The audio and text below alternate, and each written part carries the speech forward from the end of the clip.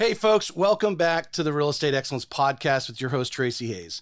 Another Jack's Real Producer Magazine top agent. She hails from in Las Piedras, Puerto Rico. Did I pronounce that correct? Yes. Thank you. She was the Rookie Agent of the Year in 2017 with Exit Real Estate Gallery here in Jacksonville. Going into her 5th year of real estate, this lady is on fire. She is consistently in the top 10 in her brokerage in the number of sales and volume. She's not only amazing at her career, but she is a super mom with 3 gorgeous children and a husband, Aaron. Get your notepad and pen and prepare for what I am sure is going to be an amazing story of an amazing person. She is the ray of sunshine at Exit Real Estate Gallery. Let's welcome Joselyn Reyes Brunell to the show. Thank you. I was practicing the pronunciation of your birthplace there last night. Right. Las Piedras. I love the spin when you the tongue. The less, R's, yeah, yes. it's the tongue that yeah. I love it. You're not new to the microphone. I saw some stuff on. You do some stuff with the radio station as well. That is correct. I do real estate radio in Spanish. Oh, once a week. Once a week. Yes, Oh, okay. for my Awesome. Hispanic public here in Northeast Florida in Jacksonville. Great. How long you been doing that? I've been doing that now close to 3 years, and it's been amazing. Getting a lot of traction. Yes. A lot of business from that. Yeah, that's one of my lead source business. Sure. And that's how I stay in contact with the Hispanic community here in Jacksonville. I like being involved with that side. When I came to Jacksonville in 2007, I did not know anybody, literally.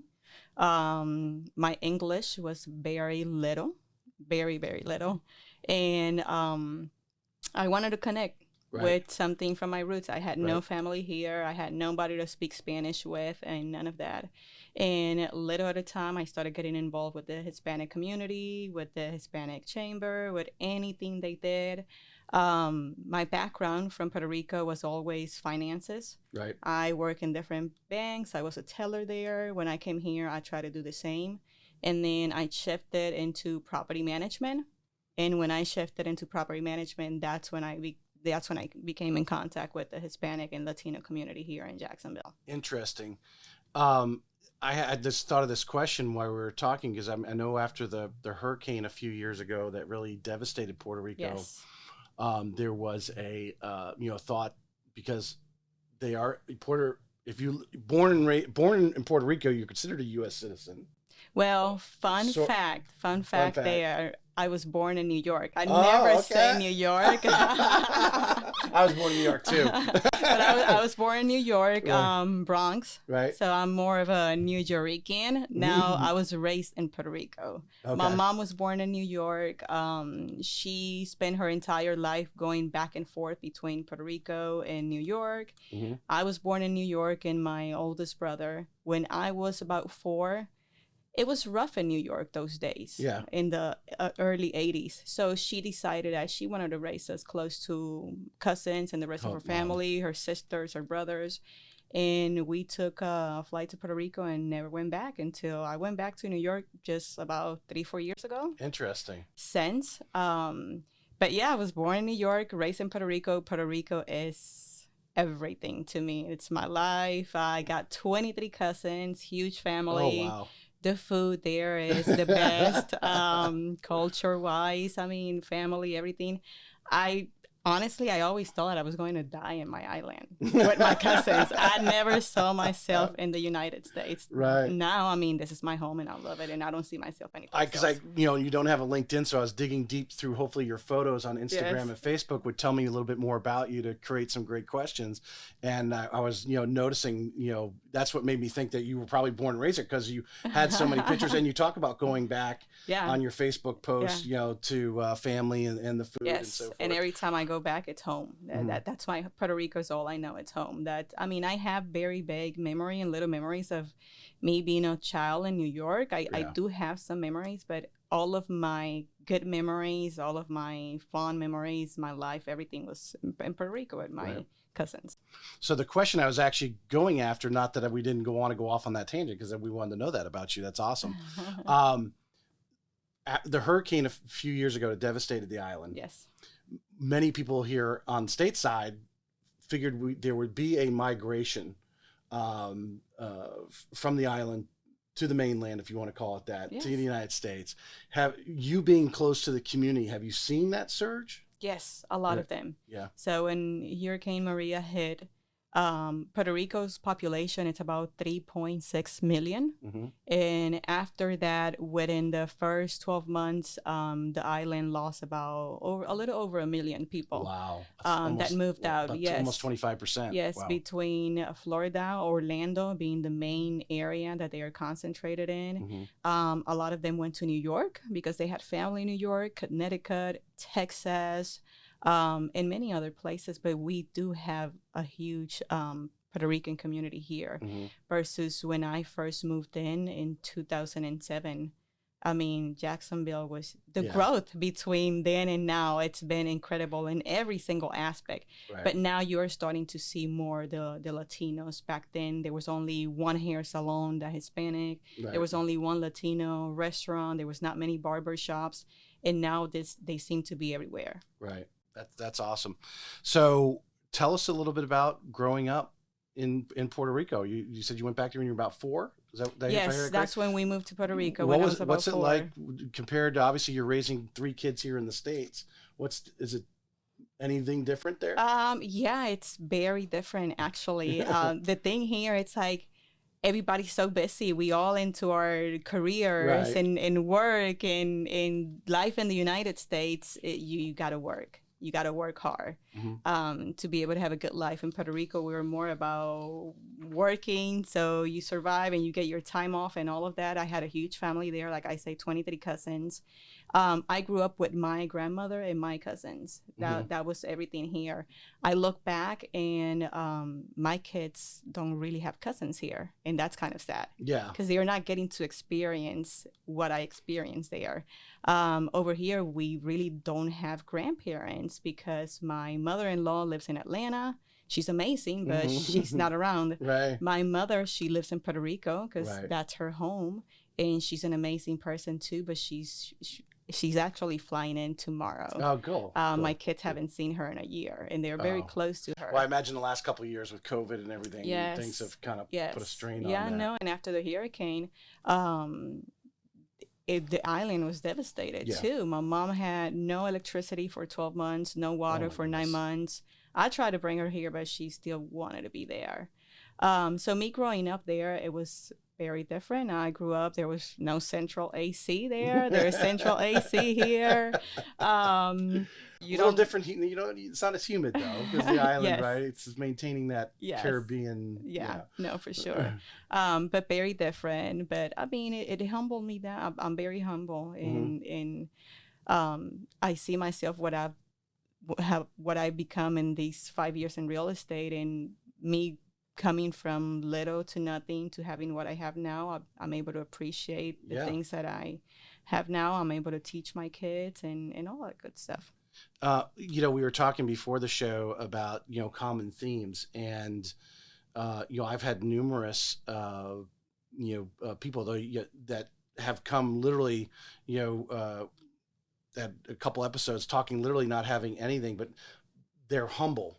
Yes. And because now they are, making an income maybe they never even actually dreamt about. You've just done the right things, and now you're looking back going, oh my God, look what I'm at, and look at my able to provide for my family. And if it wasn't for COVID, you'd probably would have seen your mom half dozen times in the last year, going back and forth, because it wouldn't be a big deal financially. That is correct. To do that. Yeah. Finance and banking, and I'm going to pronunciate this. Instituto de Banca e Comercio. Yes. So I graduated high school at 17, and at 17, I always knew I was not the girl who wanted to have I didn't want to go to college for 8 years or 6 years or even 4 years. I wanted to get into the industry, and finances was always my thing. And other family members were already in the banking, or so my families, none of them were in the banking, but all of them had their own business in the island. My uncle had dry cleaners. My aunt has boutiques. My mom had a clothing store. On top of that, my mom was always selling perfumes, gold. My mom had 3 jobs, single mom, and taking care of us. So everybody worked really hard and everybody had their own business. Right. So the model of like having a boss and the 9 to 5 and all of that was not the greatest to me. But me growing up, I don't know why, I was always fascinated with working at a bank and becoming a teller. I was always also fascinated with the home. Like me and my mom used to joke when I was like 12, 14 Right. about me growing up and starting working at a bank, but then buying houses, flipping them, reselling them. Like I had all those conversations as a teenager. And back then in the island, I mean, it's such a tiny island that when you look at the real estate industry, there was maybe 5 agents talking about the 90s and early 2000s. With 3.5 million people. Yes. 3 million people. Yeah, but real estate was not a thing. It doesn't move as often. No, it didn't. And then the realtors that you knew, they were all in like, I mean, me being 13, 14 and seeing these realtors into like the mid 50, 60, right. It was like an all people business in the island. And they were all in it forever, like 15 years, 20 years. So it's kind of like something intimidated.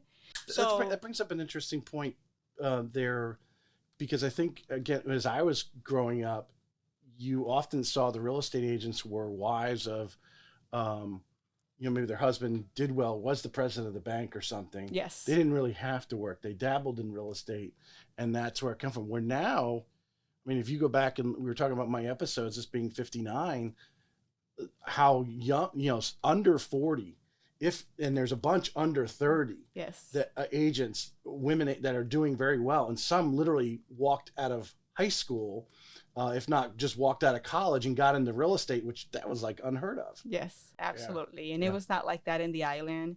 So it was a little intimidating. So my mom kind of walked me into the path of like, if you like financing, go get you like a quick career, go work at a bank and get your experience, get your sales skills on, and get your people skills on. Right.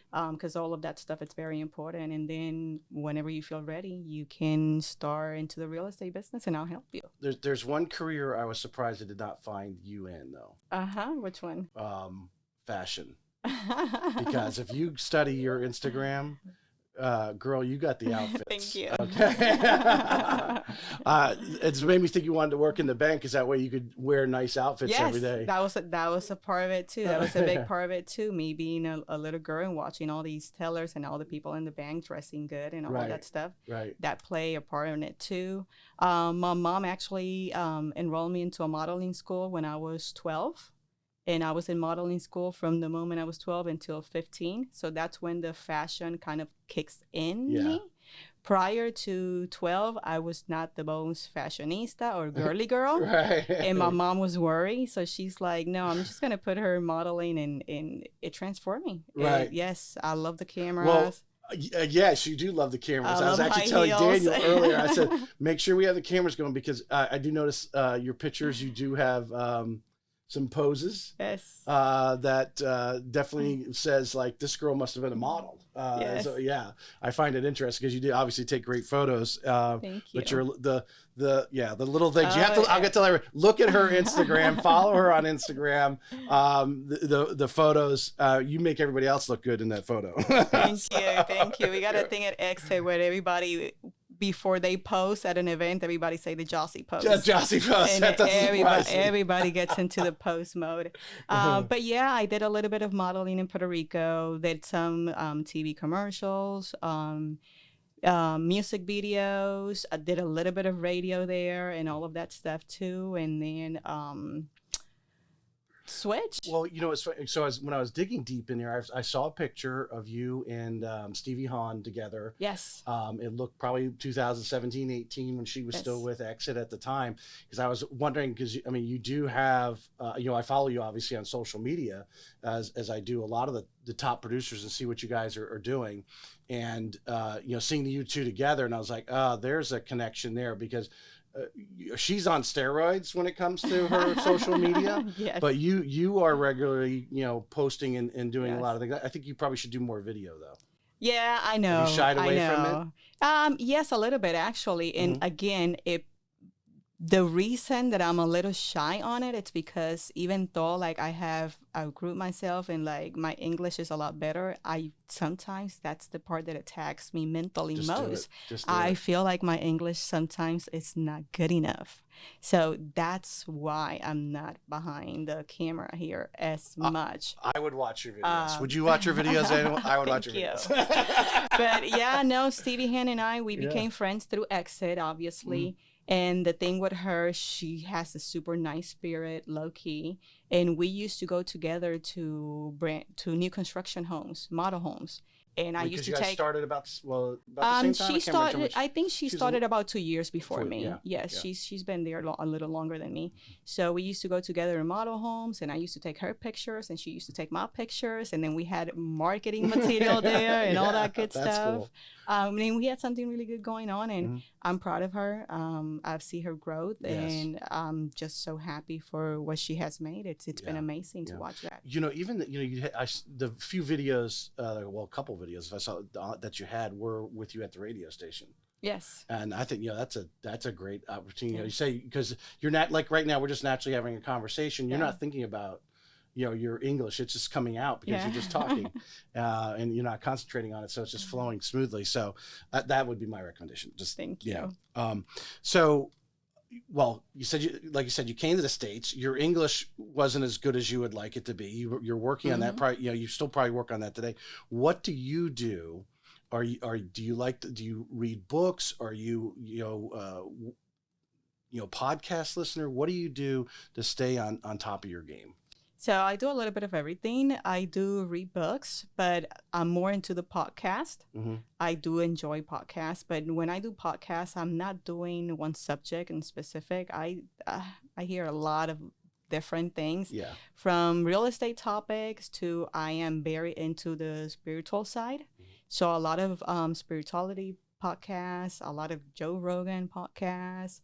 Anywhere from Tony Robbins to Tom Ferry. I do enjoy podcasts a lot, and that's most of what I do. Like I say, me coming here and not knowing anybody in the Hispanic side kind of forced me to have like my friend. Whoever became my friend was was my husband's friends. Mm-hmm. So that was my circle in his family, obviously. So it was a non-Hispanic circle. So I had to put myself out there, and I had to learn English that way. Mm-hmm.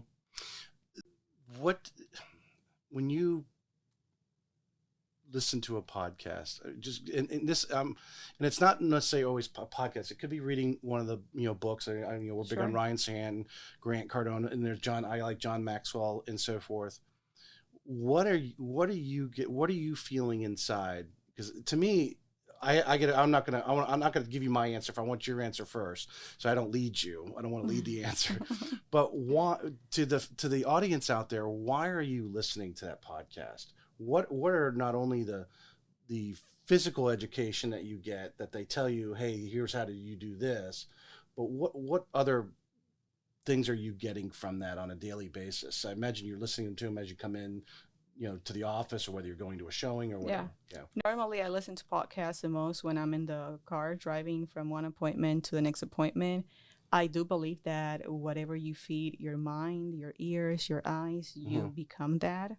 Sometimes we get into the stress of life and having kids. Kids can drain you. Yes. They are a lot, especially when they are three small kids. Mm-hmm. So I try to put some positivity into my mind. I'm trying to put that seed of like greatness, of becoming something better, becoming something great. I am a huge fan of Joel Osteen. I know that not many people are fans, but I just... Well, he has a lot of fans. He does have a lot of fans, and sometimes he doesn't. But I am a huge fan of Joel Osteen, and I'm not the most religious person.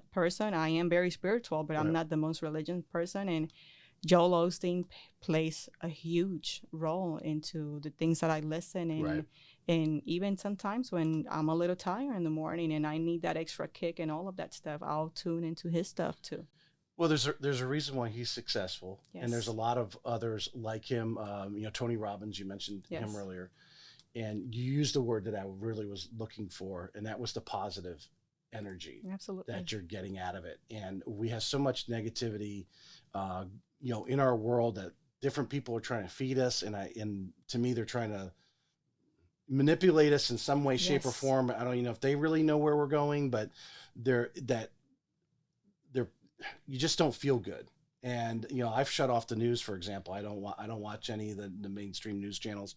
And listening to the podcast, they're positive people. Obviously, Tony Robbins will get you pumped up. And Roger Yes. Osteen he's whether you like him or not, because people are giving him money because he's actually giving them something. Absolutely. And that's how to feel about themselves, how to feel about life. Yes. And I think a lot of people miss out on the fact, like buying real estate is emotional. Very emotional. And that positive energy, you're coming in, you're going to a showing and you're listening to that positive thing. You get out of the car and you go meet your buyers or sellers, and you just have this positive.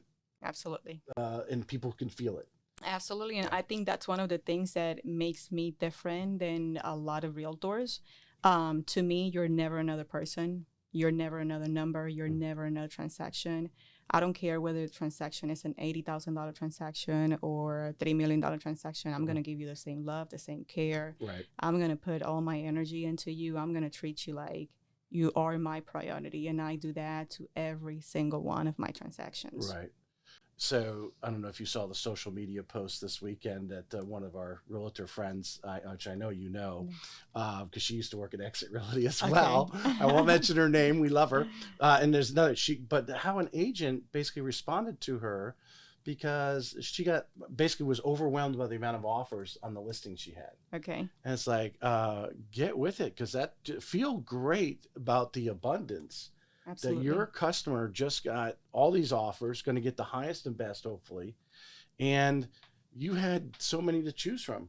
Is how many times, if you've been in the business long enough, that you listed a house and months went by and no one, didn't matter what you listed the price at. Absolutely. And now be overwhelmed. Hey, deal with it.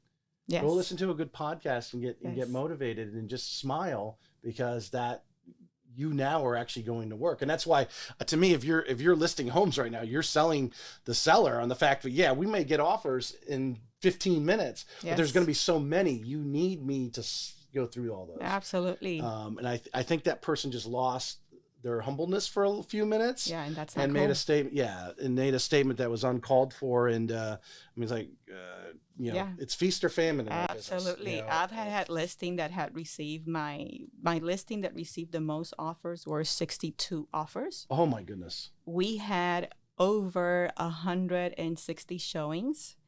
My phone. How many days? I went live on the market Thursday, and I went live on the market like right at midnight as Thursday hit. Right. This was a listing in Orlando that I had.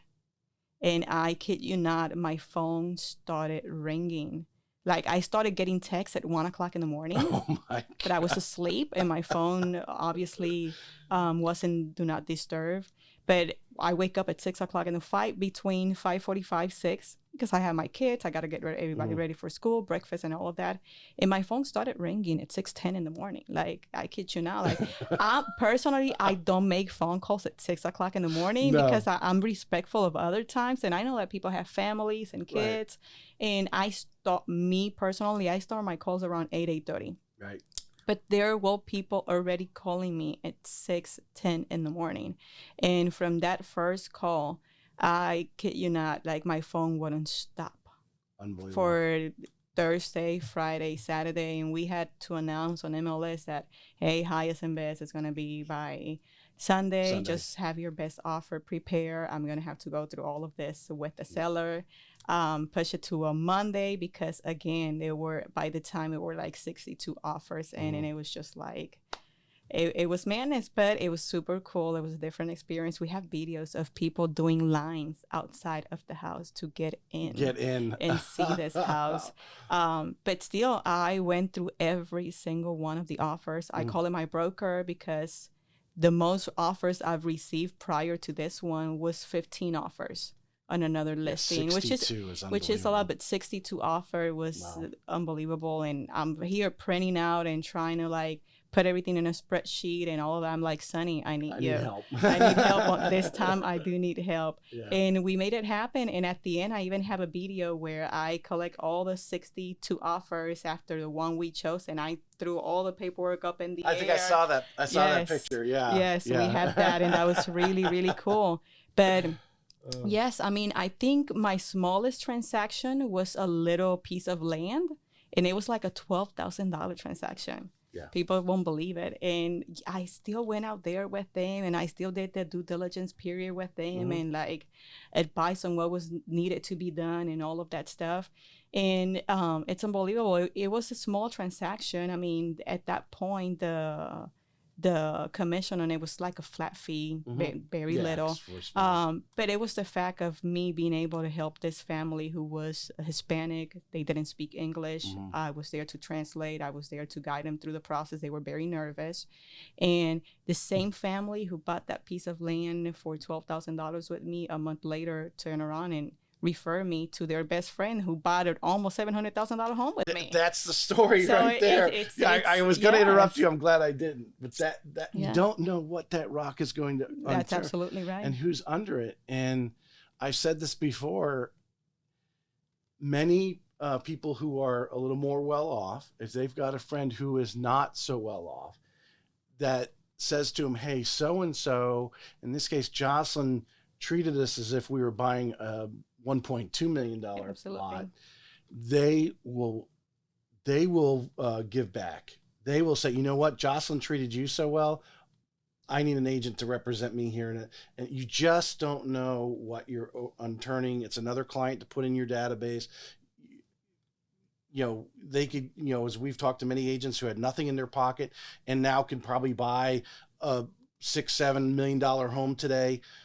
Imagine if, you know, you treated that person well. There's other industries that, you know, where people have gone from nothing, you know, they get their degree, and, you know, cyber degrees now are paying 6 figures. So a person goes from literally on probably scholarship, hopefully getting through, gets their cyber degree, and the first job they get at 23 years old is paying them $120,000 a year, right? Correct. Now they're going out and buying a $400,000 or $500,000 home. Yes. And you just don't know. You just don't know. And because of that family, I've already done, I will say about 6-7 transactions from other family members, friends, and they just keep you probably made bringing what, the referrals. $500 on the lot? Yes, about that. Yeah. About that, because it was a flat fee. But yeah, no, it was in, they still call me, this lady called me sometimes, and she's like, "Hey, I cooked this, you want to come and get some food?" I'm like, "Yes, of course I do." And that's awesome. That's why I love to working with the Hispanic community. There is that little personal touch there that they like staying in contact with you. And I become friends with every single one of my customers, just because I love that relationship and I want to cultivate that relationship. I don't want to be your agent and that's it. I don't want to be that agent who sold you a house and then you forgot about her and she forgot about you, and 3 years later you're reselling and you don't even know she's still selling real estate and you go to the next one. I never want to be that person. Yeah, staying in touch with your database and now creating those relationships is a common theme with the top agents that I've got. It's not rocket science, but if you want to be in this business, this is the career that you want to do. If you know, unless you're, you know, we know there's agents that try to come in and think they're going to make a fast buck, but then they're gone within the year. We know a lot of agents, you know, really don't produce, but you're deep enough in it. You hopefully see yourself until, I mean, you know, obviously real estate, you might taper down, but you probably do this until you leave us, right? Yeah, that is correct. Because you can. And just do it as a hobby, or who knows, you go over to Puerto Rico and become one of the 5 agents over there and in your retirement. But the consistency of and creating those relationships. And you brought up something, obviously the Hispanic community is your niche, but would you agree everyone has some circle that they influence or are part of? Whether, you know, to me, it's my alumni association. I got a lot of, because I'm active, I'm president of our club, you know, as small as that is, you're obviously a much larger influential circle, but you need to, in a positive way, I'm going to use the word exploit, but in a positive way, you got to let everybody know in your circle what you do. Absolutely. I do. That's when social media plays a big role. Instagram, for me, it's what gives me the most return when it comes to that. I've become Instagram friends with so many hundreds and hundreds of agents, not from Jacksonville, only from anywhere in Florida, Right. anywhere across the states, and even out of the state, out of the country. Mm-hmm. And believe it or not, I try to stay active on social media, and I'm not just pitching myself as what can I do for you, or are you ready to buy or sell a home. I'm posting me, I'm posting who I am, the things that I like to do and stuff like that. Yes. So they can see the real Joselyn, they can see more. And believe it or not, a lot of my referrals come through Instagram. I got people who, hey, I'm a Tampa agent and I have a friend that wants to move to Jacksonville. Would you like to take care of it? I've gotten referral from Las Vegas, New York, Tennessee, Chicago, New Jersey. Like I got in from other agents that Yes. I've never met in person. On just an unpredictable lead just falls out of the sky, and it's a deal. Yes, I had this lady, which is a really cool story, Canada. Mm-hmm. She's not an agent or anything. She followed me on my real estate page. She speaks French or Spanish? Yes, she does. And she gets in contact with me and she say, hey, I see that you're an agent in Jacksonville. I'm from Canada. My name is Ruth. I have some investment property in Jacksonville. I'm in the older side, sick and wanting to retire. Do you feel like you can sell my places? And I was like, absolutely, of course. I'll put a CMA for you here in the next couple of minutes. Let's talk over the phone. What's your phone number? Right. And when we got to speak over the phone, she told me that what had drawn her to me was my positive post.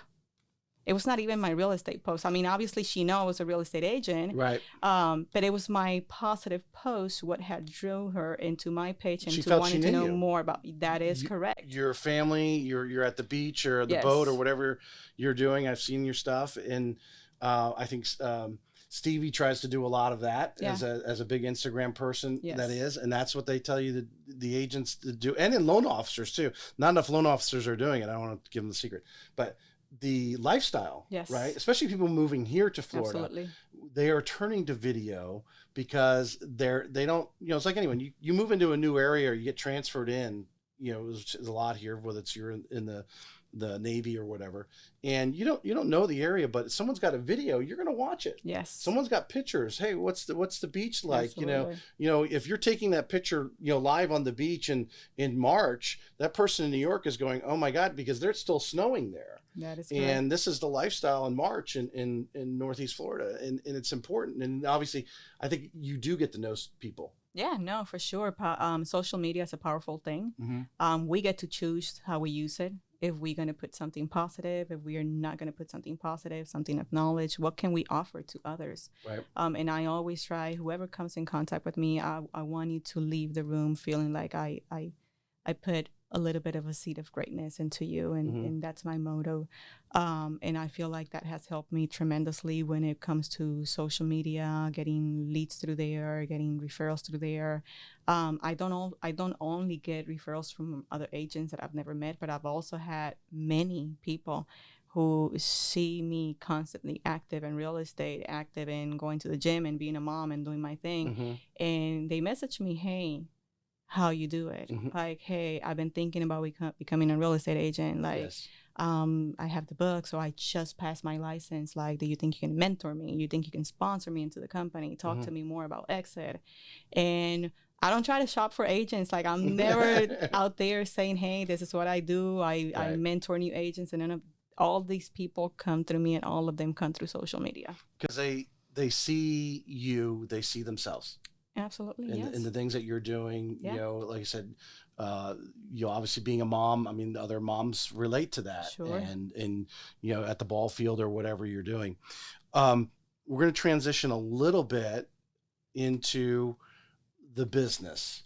And, we've already started dabbling a little bit into some of the things we do, but I want to accent so that new agent or someone thinking about being an agent, if we're going to inspire them or maybe give them some little tips that you've been doing in just a 5-year career and the reach of your success. Because as we mentioned, you were Rookie of the Year in 2017. Mm-hmm. So what you think of all Exit Real Estate Galleries, pretty big in Jacksonville. We got about 500 agents. Yeah, I would I would imagine you're easily in the top 5 brokerages. I don't even know the numbers, but if not in the greater Northeast Florida, and to be rookie of the year, to jump in with not even really being comfortable with the English language. Yes. On top of that, right? So set the scene for you. So you were doing the property management. Yes. Okay. What teased you over to say, I want to jump into be a retail real estate agent? So I was doing property management. From there, 3.5 years into me doing property management, I found out that I was expecting my first son. And at that point, with having little to no family around, I knew that I wanted to be sometime home. Mm-hmm. I did not want to give birth and put my 2-month child into childcare and daycare. Plus, it's expensive too. Yeah. So I saved as much as I could the months that I was pregnant, because I wanted to stay home with my child for a year.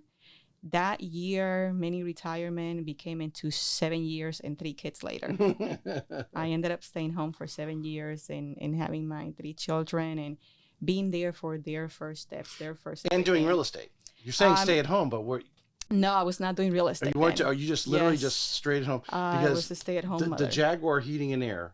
That's my husband's business. I started that with him. Okay. And we started that together in 2014 as I was a stay-at-home mom. Mm-hmm. So as a stay-at-home mom, I loved it. It was such a big blessing being able to be there with my children, teach them all the little things, see all the milestones. But I always had that thing in me where I wanted to do a little more. I have to do more. So from being a stay-at-home mom, a year after having my first one, I did a job from the home. So I was working for a financial institution from my home. Right. And I used to accommodate my own hours and all of that stuff. Then we come up with the idea of Jaguar Heating and Air. Mm-hmm. We started that business. I imagine he's been doing HVAC for at least 25 years. Okay. And he was running his dad company. Okay. Dad had to retire. He had a big stroke and all of that stuff. Mm-hmm. So it was time for us to branch out and start our own. Right. And that's what we did. So with me being at home and with the children, it was easier to help him build the business and do all of that stuff. And then finally, after baby number 3 and me being at home at this point for that long, I said, you know what? I need to do something else. Yeah. I love being home. I love my children, but I started losing my own identity. Right. It's true. Like, I was like, it was pretty bad because I had a good husband. I had healthy children. I had everything you can imagine. Right. But I was not happy. Right. There was a void in me. And the thing is, like, take me back to Puerto Rico. I started working in Puerto Rico when I was 14. I always had a job since very early age. Right. So I had that void that I needed to fill. And when my husband looks at me and he's like, hey, I'm not holding you back. What do you want to do next? And I told him, hey, to be honest with you, I've always wanted to be a realtor. I always wanted to dab into the real estate side. And I feel like that's going to make me happy. I feel like I am ready to do it. I feel like I could do very good at that. And I think that's what I want to do. So I enrolled and got some books. And he told me, hey, I have a friend of mine who went to school with me, middle school and high school. She's really good. She works for Exit. So he put me in contact with her. And I started talking with her. Her name is Missy Taylor. She is amazing. She's an amazing human, an amazing realtor. And she became my mentor with the company. Interesting. Yes, she helped me throughout the books and every questions and everything I had. And then obviously once I passed the test, she was the one who told me, hey, Joselyn, like, I'm going to set you up an interview with Sunny, but feel free to talk with every single broker in town because all of them, each one of them is going to have something different to offer you. And maybe I'm with Exit for X and Y reason, but maybe somebody else has something else that you need more. So you make sure that you go out there, that you talk to every single broker, and after that, you make your decision. And that's what I did. I talked with about every broker in town. And when I came to Exit, what they had to offer, their culture, they made me feel like I was going to be another family member. And just so many things that they offer between the trainings and all of that. I felt like I was at home with them. Right. Well, I do notice, I mean, we talked about it earlier. some of the people you're hanging out with, Marissa Scott, Yes. and some agents that were with Exit are no longer with us. And Yes. other, you have surrounded yourself with a circle of very successful other female agents in the area. Yes. You guys are out to lunch or, whatever you're doing, the kids and things like that. And how important is, I imagine that was probably part of your reason to go to Exit is who you were going to surround yourself with. Absolutely. Yeah. Yes. Yeah. And when you see me going out and all these real estate dinners and hanging out with Marissa and Shonda and all of that, honestly, I'm the newest agents out of them all because they all been in the business for 10 plus years. Right. All of them. And I'm the one who's been in the business for the short amount of time. And it inspired me. All of these ladies have inspired me in such a tremendous way that it makes me hungry for more. It makes me want to go and grab the business and do more. So recap, couple things. If you're a new agent or thinking about getting into this, or maybe you've been in the business and you're stagnant and don't know why, talk to some of the other brokerages. Absolutely. But definitely search out some of the top agents who are doing it at a high level. Yes. And, ask them out to coffee. I know Shonda joked a couple months ago about everyone asking her out to lunch and she was gaining weight. Because she's a high producer. Joselyn's a high contact her, have coffee with her. But surrounding yourself with other people who are producing it's a little bit of pressure. Yeah. Right. Yeah. You want to be part of the group. You don't want to be the person who didn't sell a home last month and everybody else sold 5. You got to get over it and you got to put yourself out there. There's a little peer pressure, but it drives you every morning to get up. You're looking for that positive energy from the podcast. These are things that I'm finding, common themes, and the reason why I feel it's so important, as we talked about earlier before the show, these common themes that I'm finding with these successful agents is I'm a little older than you. And just a little bit. Just a little bit. Although I didn't know you stayed at home for 7 years. That dated you a little bit. I was trying to figure out your age there. I have an idea though, but a little bit. My kids are your age. Though. My kids are only, my daughter just turned. I was born 83. You're only 11 years younger than I am. I'm sorry, 13. 1970. So go back to my thought here. The common themes are there, and I've heard them for many years.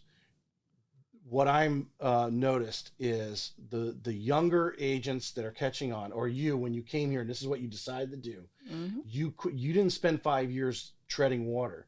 You got in and you dug in, doing the things that people have been telling us to do before you and I were born. Yeah. Hanging around all these personal development books, you hang around with successful people. Sure. Doing the little things like, how many agents have come on and, like you said, make every transaction to you may be just another transaction. In the grand scheme of things, you might have 5 transactions going on this month, hopefully, and you're busy working them, but you've got to take time with each and every one of them and treat them as if they're only transactions. That is correct. Because that one transaction here in a month of 5 could be, that person could supply you a month of 5. Yes. And that person then becomes 10 and you're doing 10, 12 they become transactions. your greatest fans, to be honest with you. And the thing is, like, when somebody else around them think about buying a home, they take such a pride, like, hey, no, you're going to buy a house, you got to do it with Joselyn. Yeah. She took such a good care of me. She was so good. She fought for me. I have people that call me a pit bull, and I'm nothing like a pit bull. Like, I'm so sweet and easygoing and all that. I mean, I can negotiate pretty hard, and you get the Spanish out of me sometimes. But I've had people seriously giving me reviews and Zillow call me a pit bull of real estate. Because I fight for them, because I go all out and I'm going to get what they need and all of that stuff. Right. That is I think the bottom line key is that I think a lot of new realtors, they get too entrenched in the paperwork, and that they think that doesn't make you money. It's the relationship building. Yes. And that's going to pay off years and years and years. They might not refer you for anything for 3 years, and all of a sudden, boom. How many people have been moved into this area? Obviously, we deal with a large builder here. They're moving in the community and they're referring all their friends, and they're all moving into the same community. Absolutely. Yes. And you just, and because you built that relationship, it just rains on you. I was looking at you back in February. You guys had your award ceremony. Yes. I was looking back on the pictures of that. You walked away with some of those awards. Tell us about what was 2021 for you. It was an amazing year. Honestly, every year since 2017 has gotten better and better and better for me. I started from scratch and from nothing. I remember me going to the new agent orientation with Exit. And in the new agent orientation with Exit, I've learned that most agents quit within the second to third year. Mm-hmm. And I was like, okay. And then I also learned that for you to be an average agent, it's that person who sells between 9 and 12 houses a year. And Basically if you're one a month, exactly, and if you're selling between 9 and 12 a year, you are a full-time real estate agent who's doing pretty good. And I went home with that, and I was like, you know what? If the average agent is selling between 9 and 12 a year, I don't want to be average. I've never wanted to call myself average. That means that in my first year, I'm going to sell 15. So I put that number. I wanted to be above average, and within the first 9 months of the business, I had already earned 6 figures. My first year, I did 32 transactions instead of 15. Wow. And ever since from that, it went from 32 to 37 to 42. So it keeps getting better and better every year. I think that's why I made it so quick to be Rookie of the Year, my first year of the business. So, we talked about, so you get started, you had Missy there as a resource. Yes. You're interacting with these, obviously sounds like some of the senior agents kind of took you in a little bit. Yes. Yeah. They did. And say, we're going to help her out. But what are some things, but you still got to get out of bed every morning. Yeah. They're not calling you and saying, hey, it's time to get out of bed. Hey, it's time for you to do this. No, not at all.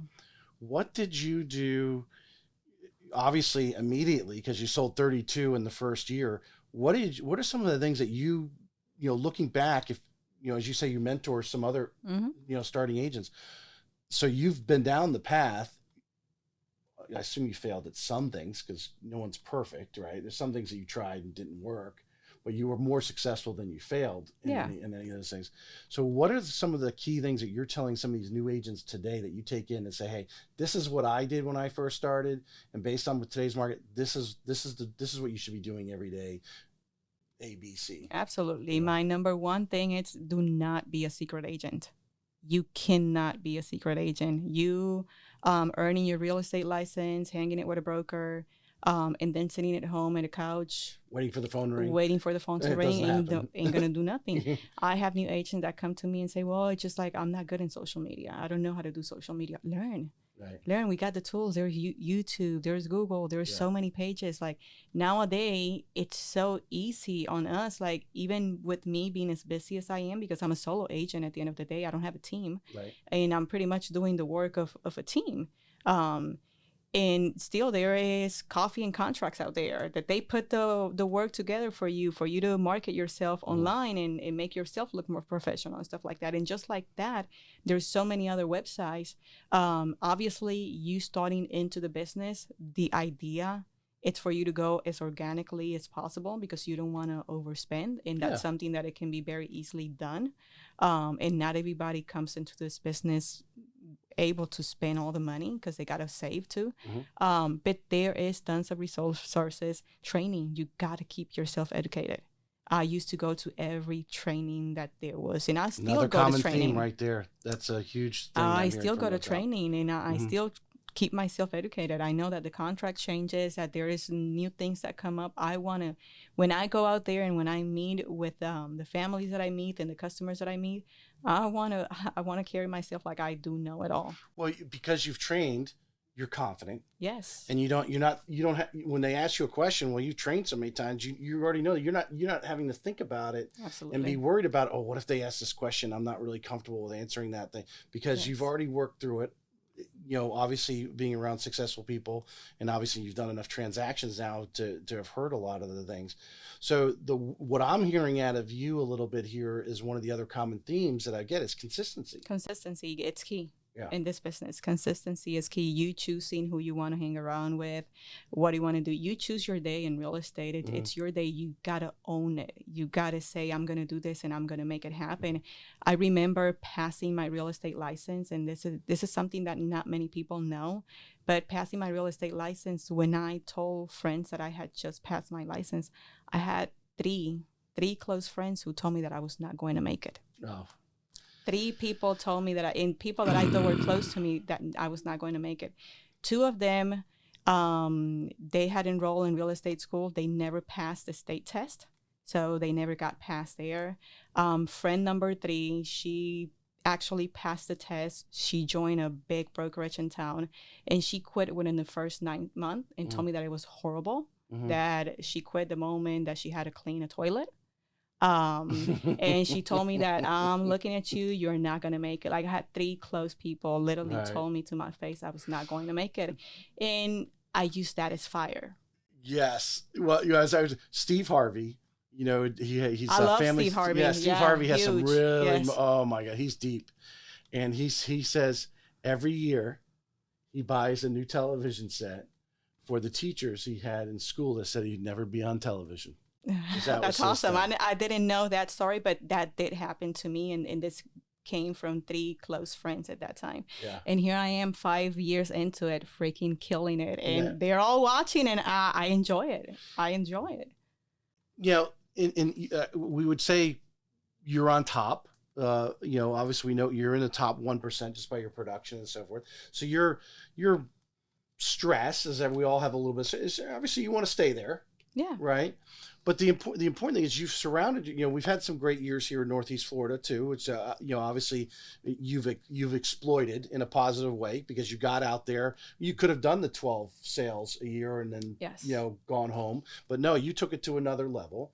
Yeah. And you've now built up this nice past client list that you're working and mentoring, and being around successful people who've been doing it, like Shonda and Marissa, for 10 plus years, are telling you this is how you nurture that. And absolutely. That's sales, and that's real estate. Especially if, I always talk about the gentleman in the car business who sold like 15,000 cars in 13,000 cars in 15 years. And he was sending cards out to all his clients. He was staying top of mind. Yeah. Of course, he didn't have social media like we have today, which you're, utilizing really a free vehicle to stay out and stay on top of mind of your community. Now, obviously and again, using the word positively, you're exploiting your heritage with the Hispanic community. That's your circle of influence. And what are you doing? You're doing the positive thing. You're positive, professional, and your consistency out there in front of them all day long. Yes. They know who you are. Absolutely. And I'm always trying to add something of value into their life. That's a great term there, value. Yeah. What are you bringing to the table? It's all about that. Yeah. I think a lot of we talk about for sale by owners and stuff like that, and why people need real estate agents. Oh, they can just, put it on, stick it in the yard, and they're going to sell their home. Yeah, you can. Mm-hmm. You can do that. But I think if you take a few minutes and actually interview a few real estate agents, you're going to find someone like Joselyn here is going to come in and explain to you her value. Yes. That she's going to bring to the table and make that a much smoother transaction. Absolutely. And probably put more money in their pocket when they sell their home today.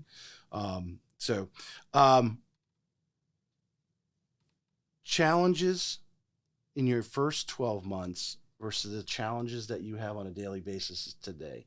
How have they changed since 2017 to 2022?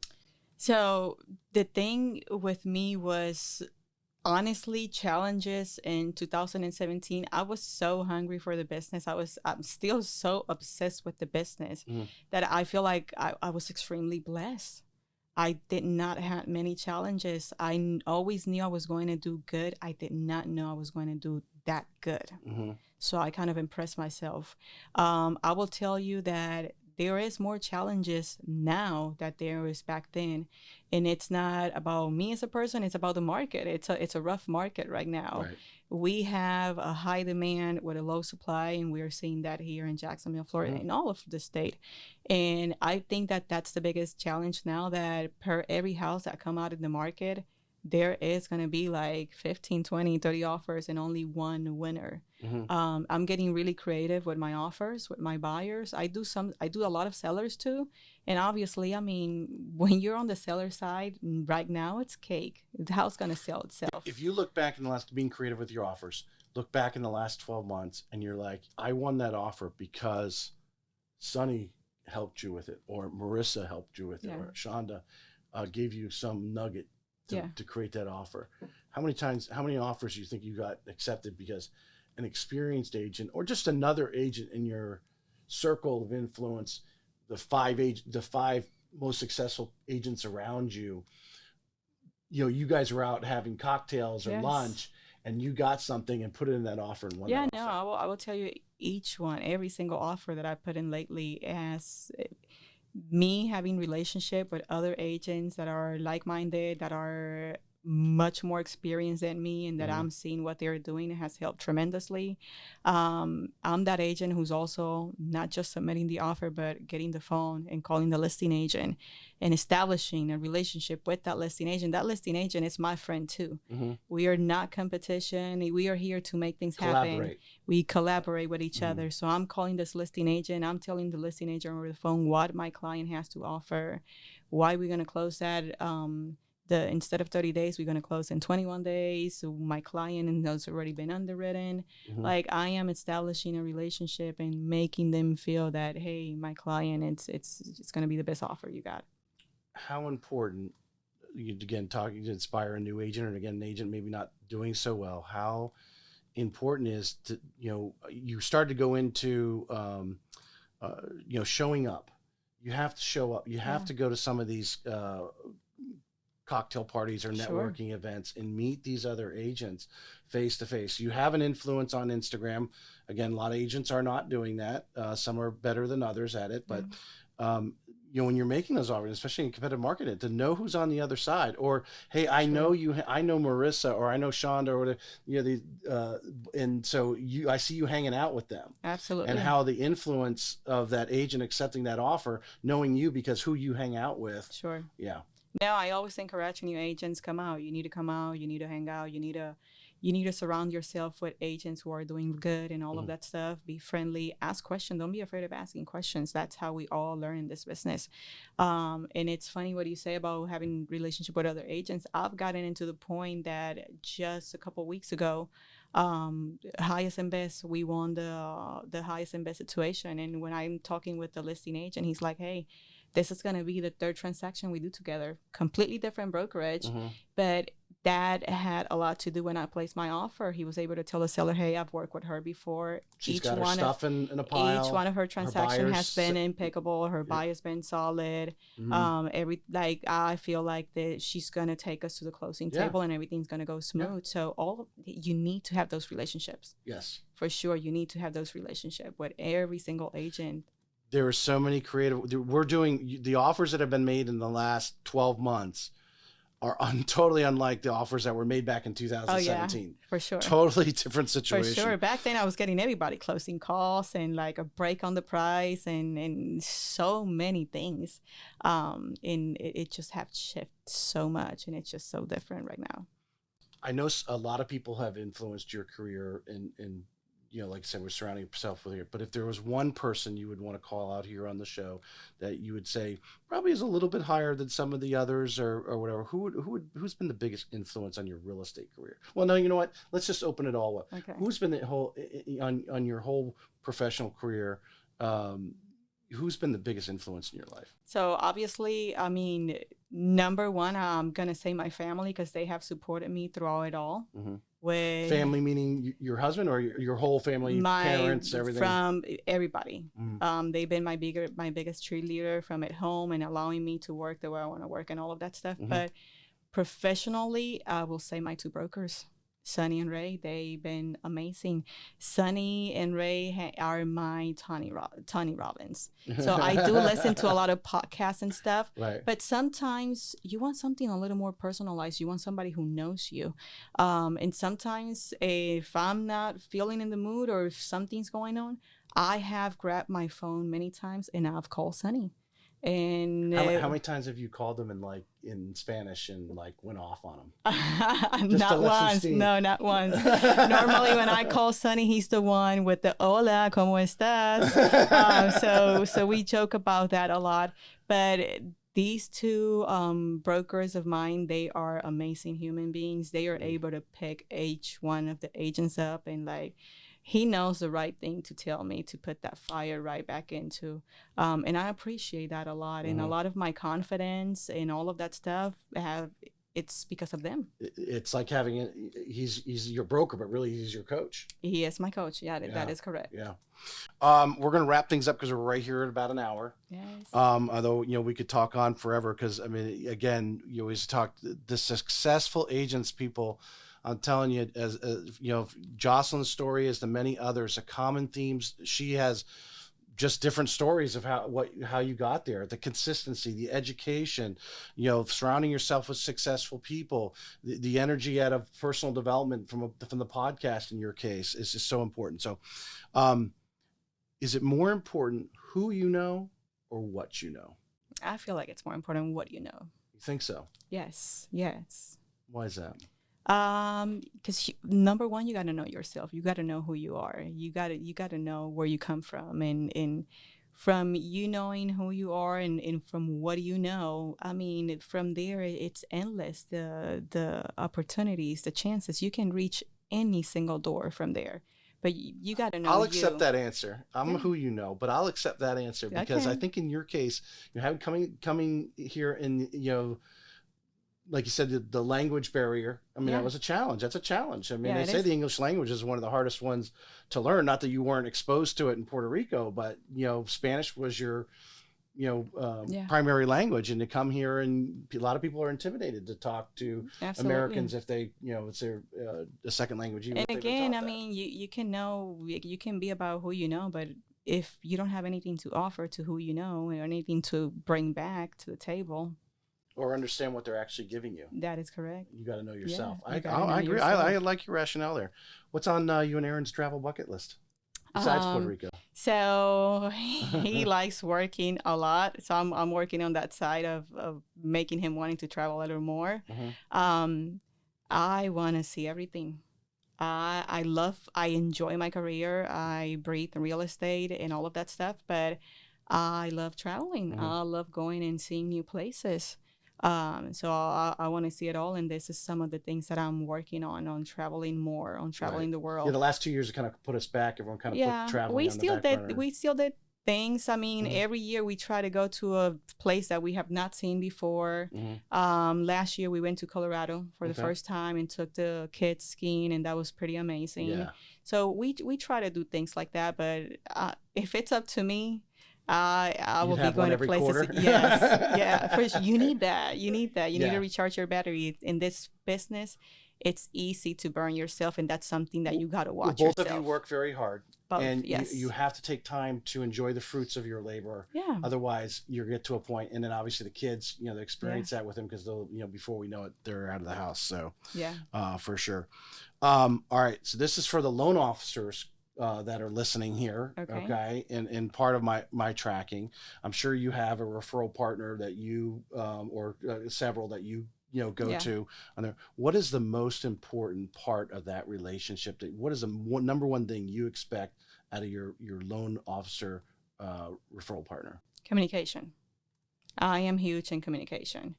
There is a lot of people who know how to communicate and that communicate well. There is other people that do not communicate well. And not communicating well in this business, it's something that is crucial. I look at real estate as I am a business owner. This is my business. So I am in front of every single family that I represent, every single customer. I'm in front of them. Like, I'm the go-to person. You're the face. I'm the face. And when something's not going good with the loan officer, with the title company, with the home inspector, they come to me. Yeah.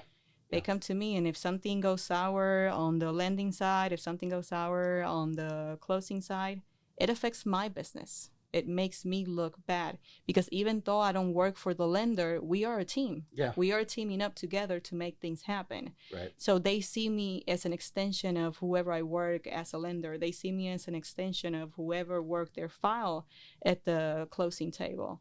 So I am very big in communication. Let's communicate, even if it's bad news, even if it's whatever, call me. Bad news faster, really. Yeah. I mean, that should really be the Absolutely. attitude. Call me, let me know what. Or, maybe there's something you don't know that will actually save the file. You know, Yes. you got to meet, or maybe something else has to be done. So the sooner you get it out on the table, everyone That knows is what they, correct. or we have to, do some this, that, and we'll get over it. Yeah, and let's figure it save out. Let's make the call. Let's get what we need. Right. Most of these things, like you say, they are able to be resolved. So I don't like making cows out of little rocks. I say in the Cows out of rocks? Is that... chaos. Chaos. Yes. So, but yeah, no, I'm really big on communication. I like keeping that and making sure that everybody's clear and that everybody know what's going on and all that. Awesome. Joselyn, I appreciate you coming on today. Thank you so Thank much. you. It's been a pleasure. We're going to have Jocelyn's Instagram stuff in the show notes. And obviously you can follow her on Instagram as well as Yes. Facebook, which I recommend you do, especially for any new agents, on Instagram, because you do very well there. Thank you. And why, a lot of them always have questions. How do you get business off Instagram? Well, watch what Jocelyn's doing. Yes. and learn. And one phrase, anything worth doing is worth doing badly. I think you would agree. You just got to get out there and do it. You just got to get out there and do it. It's not going to be a perfect video. It may not be a perfect picture the first time. You'll get better. You'll get But better. like for anything, sure. you got to swing the bat to hit the ball. So Yeah, for sure. I mean, first couple of posts might have 5 likes, and then you go from 5 likes to 50 to 100. Right. It's consistency. You got to keep yourself out there. Keep doing it. Thank you. Thank you. All right.